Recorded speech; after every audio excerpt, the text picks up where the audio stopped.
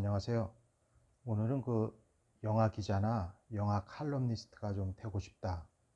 어떤 방법을 거쳐야 되고 또 그런 직업을 택했을 때 먹고 살만하냐 이렇게 질문을 하는 대학 졸업생들 또는 취업 재수생의 그런 상담을 많이 받고 있습니다. 근데 안타깝게도 결론적으로 말씀을 드리면 우리나라에서 영화 기자 같은 경우에는 이제 대부분이 매체에 소속이 돼 있죠. 뭐 어느 신문사, 방송사 또는 잡지사 이런 데 이제 기자로 근무를 하면서 고정된 월급을 받으면서 이제 글을 쓰니까 어느 정도는 생활 기반이 되는데 이 프리랜서 개념으로 영화 평론이나 칼럼을 쓰는 분도 의외로 많이 있습니다. 그런데 그분들은 영화계에서 제대로 된 대접을 좀 못 받고 있죠. 왜냐하면 대부분이 이제 큰 언론 매체에 소속되지 않으면 프리랜서라는 것은 이제 원고 청탁이나 아니면 외부 강연 아니면 이제 저술 활동 이걸 통해서 수익이 창출이 되는데 단적으로 얘기해서 우리나라에서 프리랜서 개념으로 활동하고 있는 분 중에 기본 소득 이상의 고정 수익을 얻는 분들은 지극히 소수입니다. 극소수. 아마 거의 99%는 다른 일을 하고 있죠. 저도 외부 청탁 원고로 칼럼도 쓰고 또 저술 활동을 해서 책을 100몇 권을 냈고 뭐 인터넷 신문도 운영을 하고 그렇게 있지만은 쌓인 거는 은행빚밖에 없습니다. 솔직히. 그래서 어떤 직업으로서의 프리랜서 개념의 기자나 칼럼 리스트로 활동한다는 것은 상당히 좀 위험한 직업이 될 수 있다. 일단 호구지책이 돼야 되잖아요.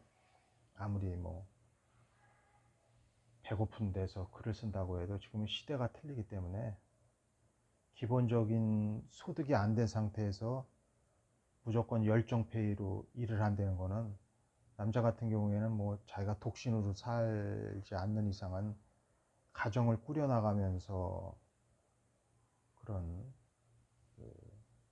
칼럼 활동을 한다는 거는 일단 기본적인 소득이 전혀 안 됩니다. 그리고 이제 매체에 소속되어 있는 기자라고 해도 신문사 같은 경우에는 전문 기자 제도라는 게 있지만은 사실은 그것도 우리나라에서 뭐 조선일보라든가 뭐 중앙일보, 동아일보 등 메이저 3사에서 잠깐 운영을 했다가 조금 좀 실패를 본 그런 사례가 됐는데 그러다 보니까 뭐 대부분의 언론 매체에서는 신문 기자로서 편집국장이 이제 교체가 되면 부처 이동이 있게 됩니다. 이제 출입처가 바뀌게 되는 거죠. 그래서 제가 오늘 영화 담당을 해도 뭐 국제부로도 발령이 나서 외신 담당 기사를 써야 되는 경우도 있고 뭐 정치부로도 발령이 날 수 있고 경제부로도 발령이 날 수 있고 체육부로도 발령이 날 수 있고 그러다 보니까 내가 독자적으로 전문적인 캐리어를 쌓아서 이 직업을 꾸준히 이어간다는 것은 상당히 어렵습니다.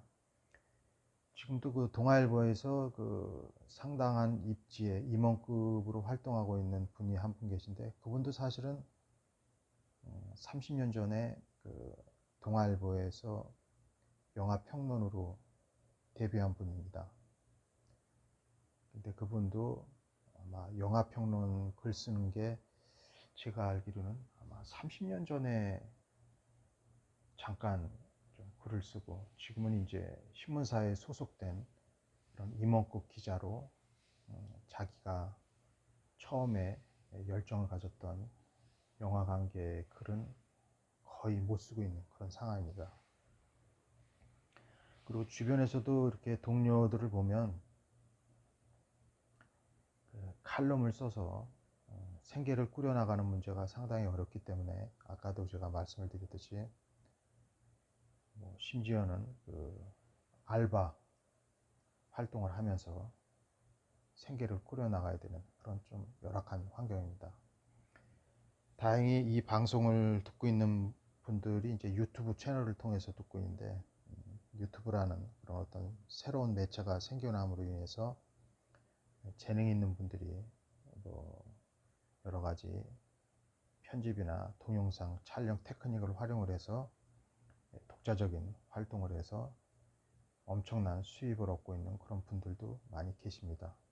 그래서